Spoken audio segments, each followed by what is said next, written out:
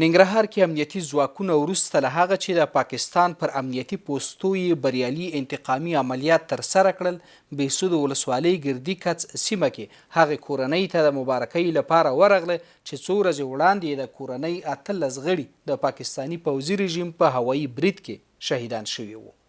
ختیځون کې د 201 خالد بن ولید رضی الله عنه قل اردو مسؤلین وای تر سره شو انتقامي عملیاتو کې د پاکستانی ملیشو 14 پوستې له منځه وړل شوي، 40 نظامیان وژل شوي او د غراز ګڼې سپکې او درنې وسلې د مجاهدینو لاسته ورغلي دي. ننګرهار میشتې د افغان امنیتي ځواکونو له لوري د پاکستاني ځواکونو پر پوستو د ترسره شوو انتقامي عملیاتو ملاتړ کوي او ډاډ ورکوي چې د اړتیا پر مهال خپلو امنیتي او دفاعي ځواکونو سره خوا کې ولاړ دي. دوی وایي اسلامي امارت هیڅکله چاته د تیری او تجاوز اجازه نه ورکوي. د اسلامي امارت او امریکا ترمنځ د دوحې د تړون 6 کاله پوره شول.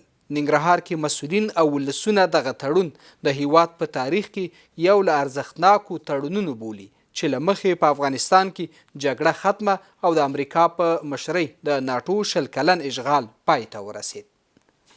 او ننګرهار ولایت کې د غنمو د ویش پروګرام پای ته ورسید.